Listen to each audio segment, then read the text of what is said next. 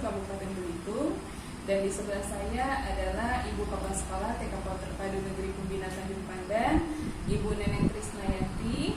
Selamat siang Ibu. Selamat siang Bunda Mega. Iya, apa kabarnya Bu Neneng? Alhamdulillah sehat. Alhamdulillah baik. Semoga Bunda Mega sehat selalu. Iya, Bunda Neneng, ini terkait dengan tugas saya pada modul 3.1 mengenai pengambilan keputusan sebagai seorang pemimpin. Nah, di sini saya akan melakukan wawancara kepada Ibu. Boleh Bu? Boleh, silakan. Oke, terima kasih Bu Neneng atas waktu yang sudah diberikan dalam wawancara kita hari ini. Nah, di sini saya pengen tahu nih Bu ya, kira-kira Ibu sudah lama nggak jadi kepala sekolah? Oh, pengalaman jadi kepala sekolah. Jadi kepala sekolah dari tahun 2009 sampai dengan sekarang kurang lebih berapa ya? 14 tahun. 14 tahun. Ya, 14 tahun untuk kepala sekolah dengan 3 kali ganti instansi. Jadi dimutasi dari TK Pertiwi, Pembina Sijuk, dan terakhir sekarang di TK PAUD Terpadu Negeri Pembina Tanjung Pandan. Oke, jadi sudah lama sekali Ibu Neneng pengalaman jadi kepalanya sudah banyak ya. Nah, nanti akan saya tanyakan kira-kira ada nggak Bu ya selama perjalanan Ibu menjadi kepala sekolah, Ibu menemukan seperti kasus dilema etika yang Ibu hadapi ketika Ibu memimpin suatu lembaga? Oke, kalau berhubungan dengan dilema etika ya, ketika ada sesuatu yang dilakukan oleh guru misalkan ya, kemudian ada hal yang nantinya menyangkut ada keputusan yang harus saya ambil, maka tentunya biasanya akan ada perdebatan batin gitu ya di diri kita, dimana di sana kalau saya memutuskan ini dia tersinggung nggak ya gitu kan, biasanya seperti itu. Atau kita terlihat ada aturan yang harus kita sepakati gitu, ada aturan yang harus kita taati. Dalam satu sisi aturan ingin kita terapkan, tapi di sisi lain ada hal-hal yang ada kita kasihan gitu ya, ada yang seperti itu. Memang saya menghadapi hal itu, dan terakhir keputusan yang diambil biasanya berdasarkan diskusi dengan teman-teman yang lain. Saya akan berusaha mencari yang sedikit sekali menyakiti, kemudian sedikit sekali merugikan teman-teman, dan masih tetap sesuai dengan etika, masih sesuai dengan harapan kita semua tentang bahwa seorang guru profesional itu harus seperti apa, mengarah ke sana semuanya. Oke, baiklah Bu Neneng. Kira-kira Bu ya, dari kasus yang tadi Ibu sebutkan ya, berbagai macam yang dihadapi selama memimpin menjadi kepala sekolah ya. Bagaimana Ibu identifikasi kasus tersebut, mana yang kira-kira dilema etika, mana yang bujukan moral? Nah, tentu Ibu ada tipsnya gitu ya, bagaimana identifikasinya? Oke. Untuk mengidentifikasi berhubungan dengan kasus yang tadi saya bicarakan ya, untuk yang dilema etika ya. Nah, ini ada suatu kasus di mana ada guru yang diberikan suatu tanggung jawab misalnya seperti itu, tetapi ternyata tidak menyelesaikan atau tidak melakukannya sesuai dengan SOP gitu. Maka melihat dari apa yang dia lakukan, kemudian menanyakan ke teman-teman yang lain gitu, dengan guru-guru, itu adalah proses identifikasi bagi saya gitu ya. Jadi ini mereka juga bertanya, Bu kayaknya ini ada yang kurang pas deh, Bu kayak ini tidak sesuai dengan SOP begitu ya. Maka setelah itu otomatis yang menjadi pemikiran bagi saya, saya harus lakukan apa gitu tindak lanjutnya atas kejadian atau kegiatan tersebut atau permasalahan tersebut gitu. Apakah akan membiarkan gitu karena kasihan gitu kan, atau saya harus segera menindaklanjuti dengan memanggil gitu ya. Dan dalam pemanggilan pun kita kadang menggunakan bahasa yang berusaha untuk tidak menyakiti, terutama ya bahasa positif, di mana teman yang ditegur pun guru yang saya tegur pun tidak merasa dia dalam tanda kutip bersalah, walaupun tetap saja dia bersalah gitu, seperti itu. Itu untuk yang pertama ya. Kemudian yang kedua tadi apa? Yang selanjutnya Bu ya, ketika Ibu menjalankan pengambilan keputusan, Ibu dihadapkan dengan sesuatu permasalahan yang menurut ibu ini sama-sama benar nih ceritanya gitu ya. Nah kira-kira apa Bu ya tipsnya mengambil keputusan ketika dihadapkan dalam suatu hal tersebut gitu. Oke, baiklah.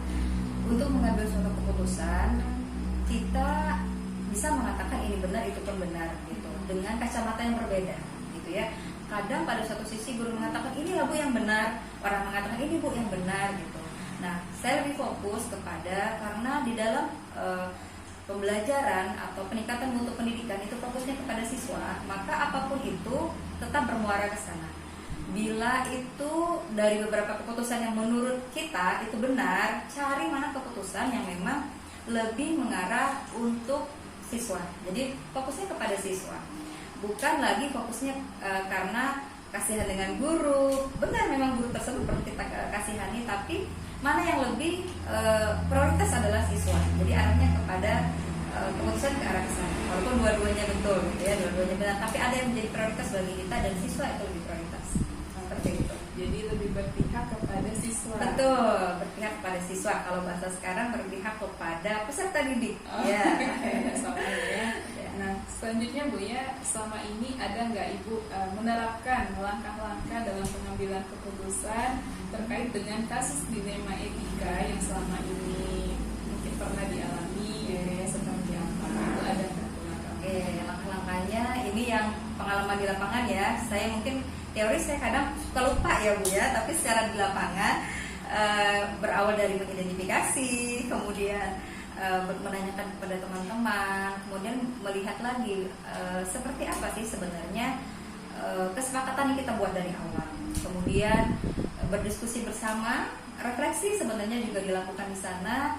Mari kita merefleksi tugas pokok masing-masing, kemudian terakhir keputusan memang diambil oleh saya sebagai kepala sekolah dengan mempertimbangkan masukan dari teman-teman, dan tadi mana yang menjadi prioritas saya adalah yang berfokus atau berpihak kepada siswa.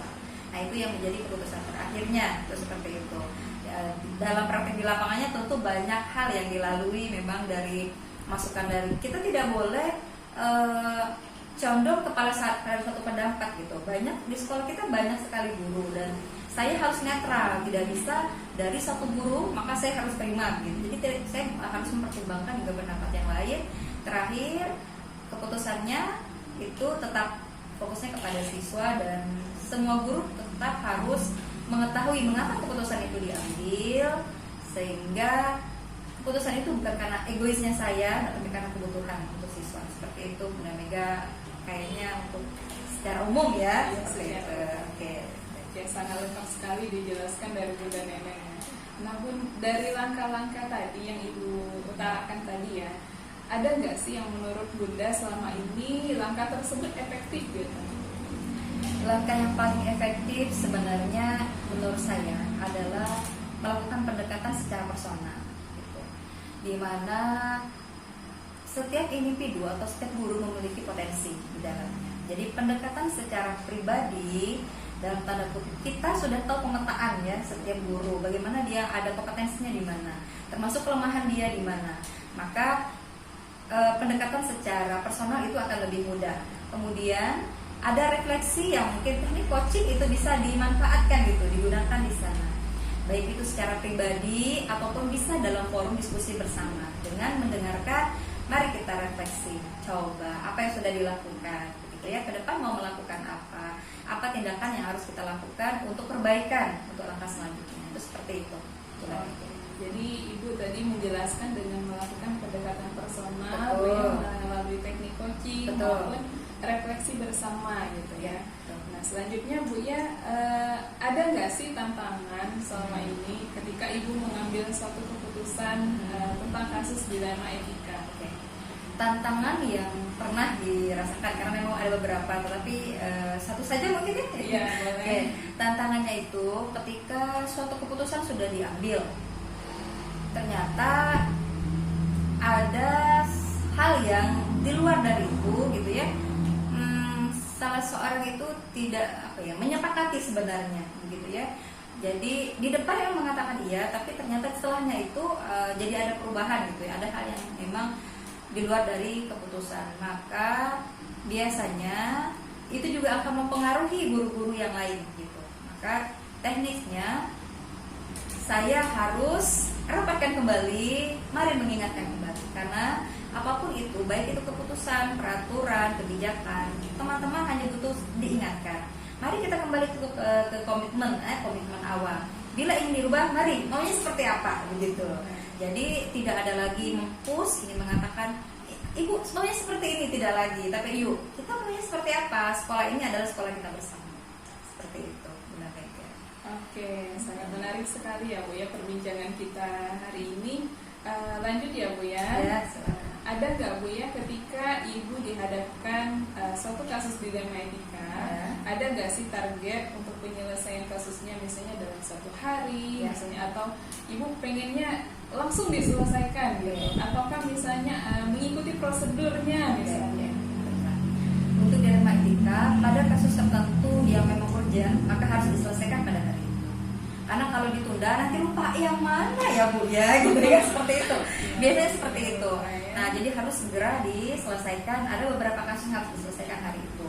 Tetapi ada juga beberapa yang harus menjeda waktu karena menyangkut beberapa orang, itu bisa juga kita kumpulkan dalam forum besar. Tetapi kalau yang itu sangat urgent dan bila kita jeda maka dia akan lupa, langsung kita selesaikan pada hari itu. Langsung diselesaikan. Iya, betul. Jadi itu tergantung kasusnya. Betul, tergantung kasusnya sebenarnya. Apakah kasus tersebut urgent gitu, harus diselesaikan pada waktu itu, atau misalnya menunggu? Ya, ada biasanya menunggu momen. Bisa ada juga, ada yang kasus seperti itu, menunggu momen. Biar jadi pelajaran untuk semua. Oke, baik Bu ya. Nah, selama ini kira-kira Bu ya, ada nggak sih seseorang atau faktor-faktor yang membantu ibu dalam pengambilan keputusan dalam menghadapi kasus dilema etika ini? Untuk seseorang, saya rasa semua guru selalu saya mintakan pendapat untuk menyelesaikan kasus atau permasalahan. Tetapi terus terang, karena di sekolah kita di TK Pembina itu ada beberapa yang menjadi guru penggerak atau Bunda Mega ya, guru-guru penggerak. Kemudian kita ada 4 orang, ada Bunda Elis, kemudian Bunda Sakti, ada Bunda Cica, ada Bunda Mega, dan Bunda Mega sendiri karena sekaligus sebagai komite pembelajaran sekolah penggerak, maka sering mungkin ya ibu panggil, Bunda Mega mari sini kita diskusi. Ada hal yang menggunakan dengan pengetahuan terbaru tentang Merdeka Belajar, yang CGP juga sangat memahami itu begitu. Dan ibu sendiri sebagai pengajar praktik begitu dulunya, jadi kita sering berkolaborasi untuk menyelesaikan bila mana ada sesuatu yang bermasalah atau ada kendala di sekolah, maka mereka itulah Bunda Mega dan teman-teman yang ibu selalu libatkan gitu. Seperti itu. Biar nanti sinkron klop jadinya. Ya, okay. Sebenarnya saya juga masih belajar. Ya, semua dalam proses belajar. Proses belajar. Ya, gitu. Menuju pembelajar sepanjang aja. Ya. Betul sekali Bu ya.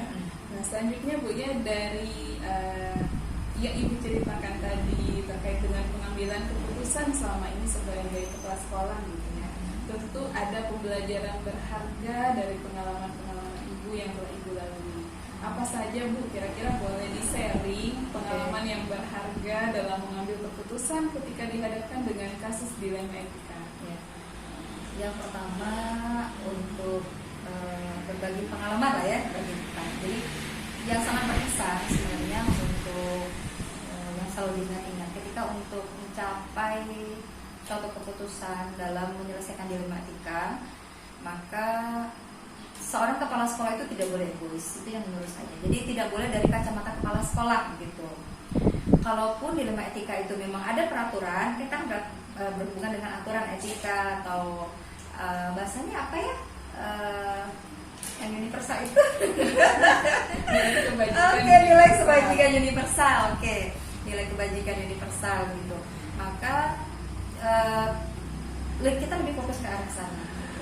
Karena sebagian kepala sekolah kadang berpikiran sempit ketika dia menentukan suatu keputusan itu karena dirinya sendiri. Saya pun masih dalam proses untuk itu. Proses untuk merefleksi diri terus juga saya laksanakan. Jadi benar tidak ya apa yang sudah saya lakukan, mari refleksi diri, mari kita lihat efeknya begitu di teman-teman. Itu adalah bagian yang tidak bisa dipisahkan menurut saya, untuk juga memutuskan bagaimana ketika ada dilema etika. Oke. Kemudian yang lain, yang mengenyampingkan rasa atau perasaan diri yang kadang kalau perempuan kita tahu sendiri ya Bunda Mega, kadang ada kasihan dan lain sebagainya, sensitif sensitif dan sebagainya. Maka boleh kita menghargai itu, karena kita perempuan, guru-guru yang juga banyak yang perempuan, memilih kosakata, memilih kata itu sangat sangat besar gitu artinya ketika kita menyampaikan suatu keputusan, dan berusaha mencari celah sehingga keputusan dibuat itu bukan karena kita menghukumnya, tetapi dia sadar sebenarnya ada sesuatu yang dia langgar atau ada sesuatu yang dia tidak sesuai gitu dengan etika yang ada. Jadi bukan karena saya marah, saya menghukum, tapi ada kesepakatan yang harus kita laksanakan bersama. Ada konsekuensinya tentunya ketika melanggar kesepakatan tersebut. Begitu, berhubungan dengan etika. Ya, seperti itu Bunda Mega. Baiklah Bunda Neneng, saya sangat senang sekali Bu ya bisa berdiskusi, melakukan wawancara hari ini dengan Ibu. Sungguh luar biasa pengalaman beliau selama 14 tahun menjadi kepala sekolah ya. Kemudian juga tentu dihadapkan dengan berbagai dilema etika maupun ada bujukan moral juga di dalamnya ya Bu ya. Dan sampai saat ini alhamdulillah tidak ada maksudnya permasalahan itu bisa terselesaikan dengan baik. Ya alhamdulillah bisa terselesaikan dengan baik. Semoga seperti itu. Amin ya. Dan saya pun banyak belajar hal baru juga dari Bunda Neneng ya. Bagaimana sih kira-kira kalau nanti ya menjadi seorang pemimpin, baik itu pemimpin pembelajaran di kelas gitu. Bagaimana kita mengambil sikap yang sesuai dengan nilai-nilai kebajikan dan juga berdampak pada peserta didik. Ya. Baiklah Bunda Neneng, terima kasih banyak atas waktunya. Semoga bermanfaat. Terima kasih. Ya.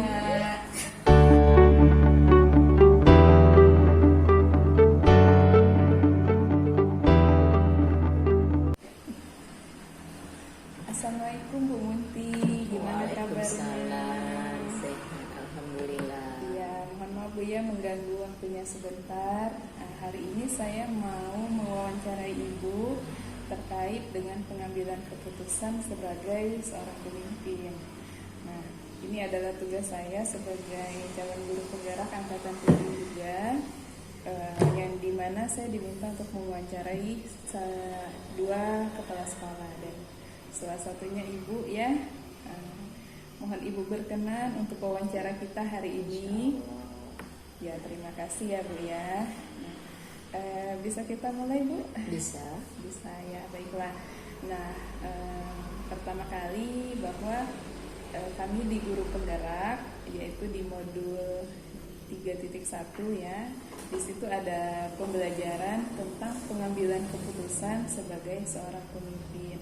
Nah, di sini salah satu proses belajar kami juga Bu ya dengan mewawancarai kepala sekolah tentang bagaimana selama ini mengambil keputusan di sekolahnya. Nah, selama ini Bu Munti kan sudah lama Bu ya, sudah berapa lama Bu menjadi kepala sekolah? Sampai sekarang alhamdulillah sudah 15 tahun. Sudah lebih 15 kurang tahun, 15 ya. tahun menjadi kepala sekolah di TK Bina Insani. Jadi sudah lama dan sudah banyak sekali pengalamannya ya Bu ya. Oke. Selama Ibu menjadi kepala sekolah Bu ya, Ibu pernah nggak menemukan kasus dilema etika gitu ataupun bujukan moral gitu selama Ibu menjabat sebagai kepala sekolah? Apakah pernah menemukan itu dalam lembaga Ibu gitu?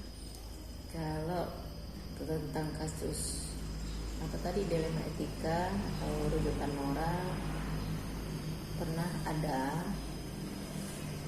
tapi kita selalu mengedepankan kebersamaan dengan mengedepankan juga kekeluargaannya dalam mengambil keputusan dalam mengatasi permasalahan kasus-kasus tadi. Selama ini Bu ya. Jadi tetap ada tapi mengedepankan persaudaraan gitu dan kebersamaan ya. Kemudian bagaimana Bu Ibu mengidentifikasi kasus tersebut, apakah itu dilema etika atau rujukan moral gitu yang Ibu temukan selama ini? Untuk mengidentifikasi kasus dilema etika dan rujukan moral tadi, terkadang kita mengambil identifikasi tadi yang mendengar dari kawan-kawan juga, dan kita menampung dari teman-teman, dari guru-guru, kita menampung apakah benar-benar ini dikatakan rujukan rujukan moral atau dilema etika.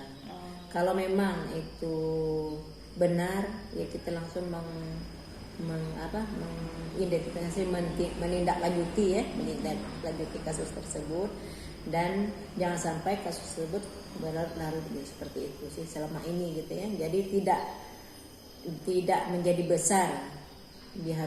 Kita berusaha kalau ada kasus kita perkecil, jangan sampai membesar.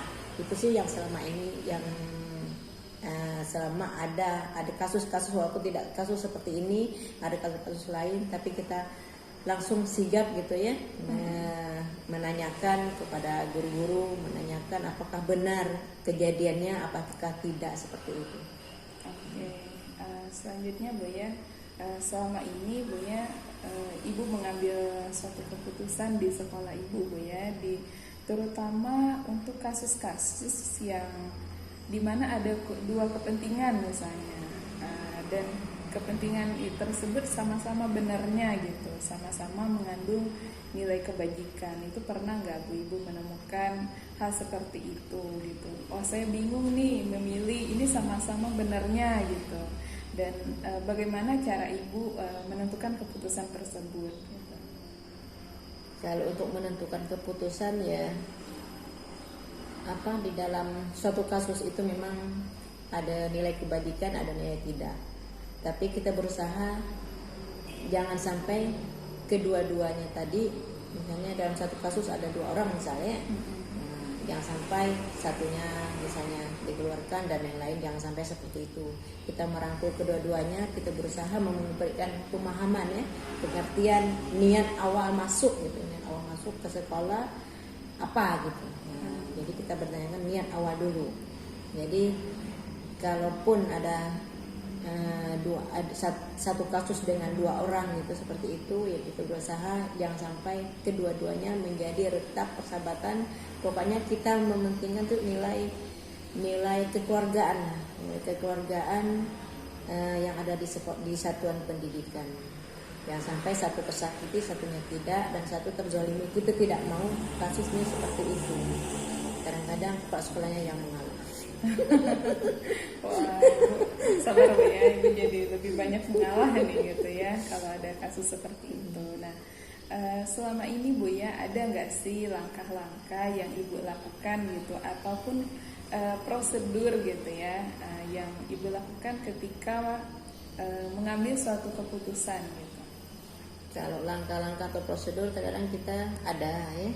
Pertama ya, kita berbicara dengan face ya, dengan tetap berdua gitu, dan bicarakan. Kalau memang masih melakukan pelanggaran, kita ber-SP1, SP2 dan seterusnya. Dan setelah itu kita juga bicarakan dengan orang yayasan, apakah kasus ini masih ditoleran gitu ya, seperti itu. Oke, baiklah Bu ya. Nah, kemudian hal apa Bu yang selama ini dari langkah-langkah tadi ya, yang Ibu jelaskan, yang kira-kira menurut Ibu efektif selama ini Ibu terapkan dalam mengambil keputusan? Kalau selama ini ya langkah-langkah tadi yang dengan berbicara dari hati ke hati, itu yang lebih efektif ya, kalau menurut saya pribadi gitu ya. Kalau dalam ada kasus misalnya orang tua dengan guru misalnya, bahwa orang tuanya tidak menyukai guru ini karena ada bla bla bla gitu ya. Dengan kita berkomunikasi, pertama dengan orang tua berkomunikasi dulu, terus kita berkomunikasi dengan guru. Itu yang selama ini yang efektif. Tidak ada sampai misalnya surat peringatan pertama, SP2, SP3 tidak ada seperti itu. Tidak ada seperti itu, Bu, Jadi ya. kita melakukan berbicara langsung gitu. Jadi kalau berbicara langsung, orang tua akan senang, guru akan senang, kita pun sebagai persatuan akan melihat itu ada sesuatu yang nyaman gitu. Ketika orang tua mengantar anak ketemu, tidak ada lagi kasus-kasus yang membuat perasaan dan lain-lainnya itu akan berkelanjutan. Yang kita inginkan seperti itu. Iya, jadi kita tetap menjalin hubungan baik gitu, Bu, ya, dengan sesama. Maksudnya ketika ditemukan pada seorang guru, misalnya ibu langsung memanggil guru tersebut gitu, Bu, ya. Jadi supaya tidak ada miskonsepsi gitu, Bu, ya. Tidak ada perbedaan pendapat misalnya. Kalau dengar dari orang lain kan misalnya belum pasti gitu, Bu, ya. Langsung ke sumbernya. Langsung ke sumbernya gitu ya. Nah, selanjutnya, Bu, ada nggak sih tantangan dalam pengambilan keputusan dilema etika ini, Bu, selama ini? Tantangannya apa nih?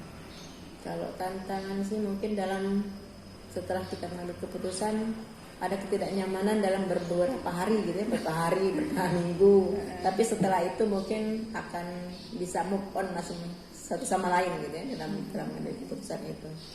Ini seperti itu, Bu Mega. Seperti itu ya.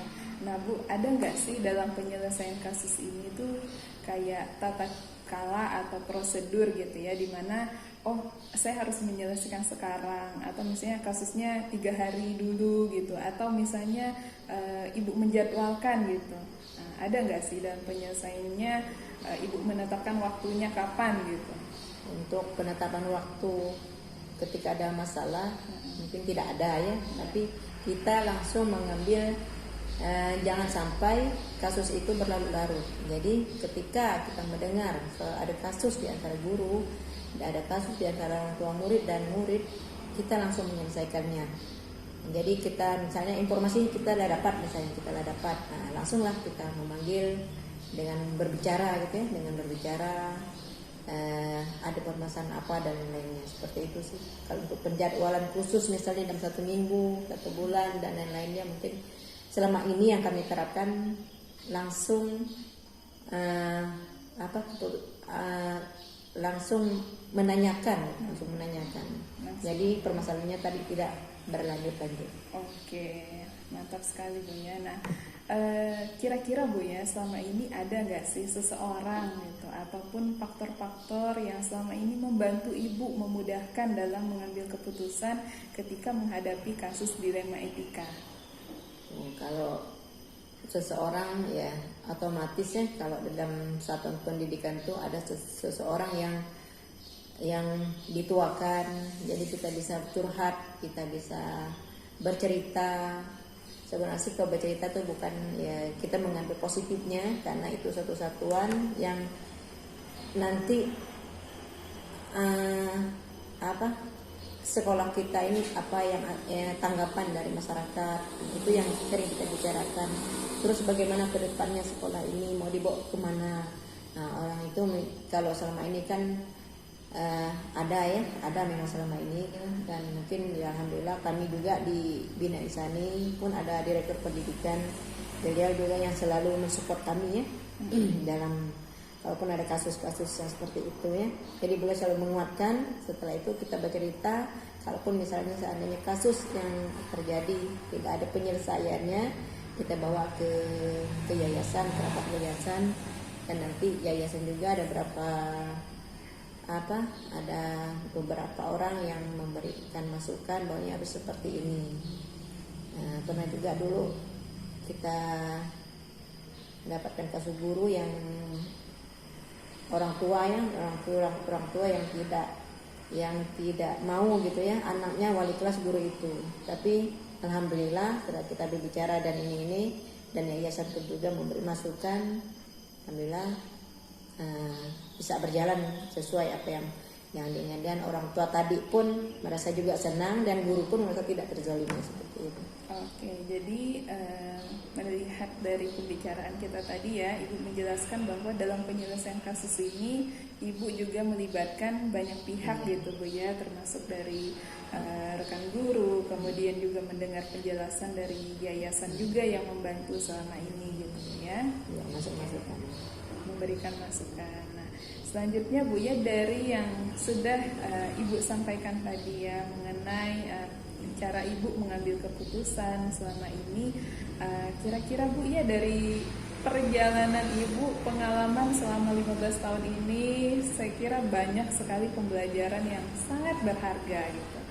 Coba Bu, Ibu bisa utarakan pengalaman yang kira-kira menginspirasi gitu untuk kedepannya supaya lebih baik lagi gitu.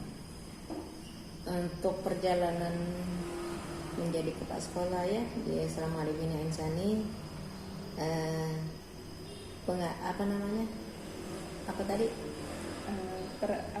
pembelajaran yang bisa diambil ketika mengambil ada kasus kita harus sabar ya, harus sabar dengan kondisi yang ada di lapangan, terus harus berjiwa memahami satu sama lain, karena setiap yang ada di dalam satuan pendidikan itu tidak ada yang sama, terus tidak ada juga kepentingan yang sama.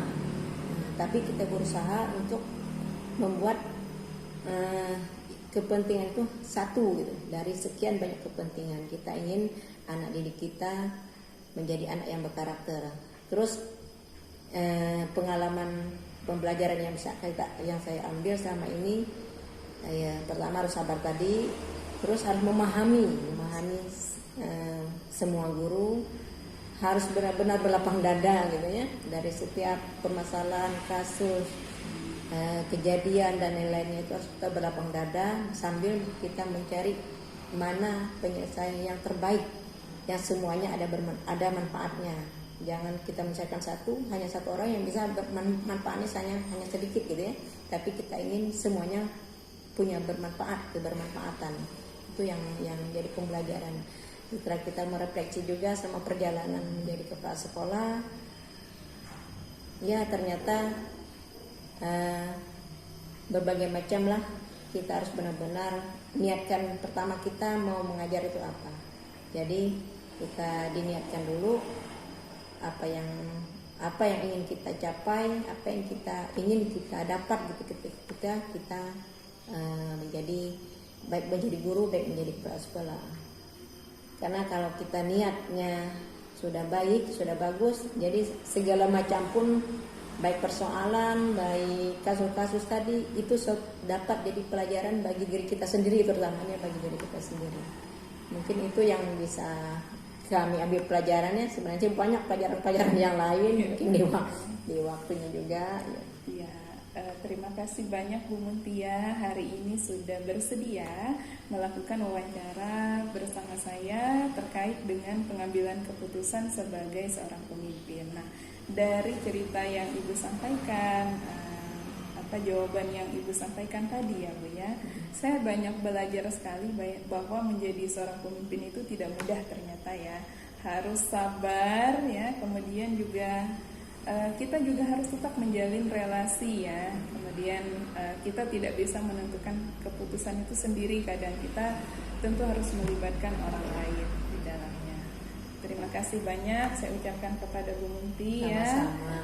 Saya sangat terinspirasi sekali ya mendengar cerita dan pengalaman beliau yang sudah menjadi kepala sekolah selama 15 tahun ini, dan banyak sekali pengalamannya. Nanti saya pengenlah belajar sama Ibu ya, sharing-sharing terkait pengalaman dalam mengambil keputusan. Nah, baiklah, terima kasih.